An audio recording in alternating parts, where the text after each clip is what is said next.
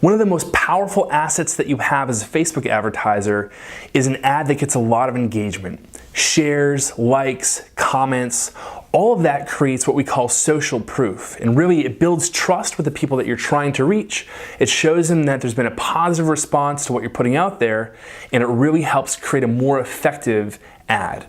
Now the thing is when Facebook advertisers try to reuse those ads, oftentimes they lose all of those likes, shares, and comments, all of the social proof. So in this video, I want to show you how to use that same high-performing ad against new audiences without losing all of that social proof on the ad that did really well.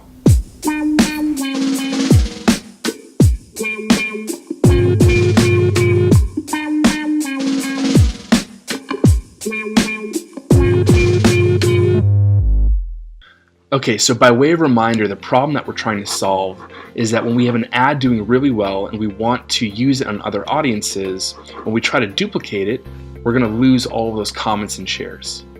So I'm going to walk you through step by step how to get around this. It's a pretty simple fix, but it starts with creating what's called a dark post.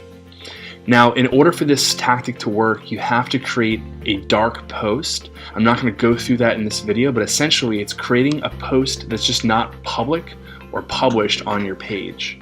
So I'll link out to a resource for how to do that, but you need to create a dark post. And that's what this is. And really what that allows you to do is split test against different audiences. If you use a tool like Espresso, you're naturally using dark posts. That's what we're dealing with here. Okay, so step one is to find that ad that's working really well for you. And we need to find the permalink. So find the URL where this ad lives, or maybe more accurately, where this dark post lives. So to do that, click on the ad, click edit. Now we're going to click this little icon with the arrow in a box, and then scroll down to Facebook post with comments. You'll see that this loads up the ad. You can see that I have some good engagement here, some good comments and conversation. I want to reuse that. So select the entire URL, and then I would recommend putting it into a notepad or something that's just easier to manipulate text. And then what you're looking for is the post ID, and it comes after this little folder here, posts. So grab this number all the way up to the question mark and then copy it. You're going to use that in a later step. Now the next step is to go and create a new ad, just like you're used to doing for your normal Facebook ads. Choose whatever objective makes the most sense. I'm going to choose traffic just for the sake of simplicity, and then click continue. Now you can go through and choose a new audience here, just like you would as you're building a normal Facebook ad campaign, but I just want to get to the point here. So the next step is to go down to the ad section and then click this option, use existing post. Normally, you'd be creating a new ad and using one of these options, a carousel, an image, a video, etc. But in this case, we're going to use an existing post.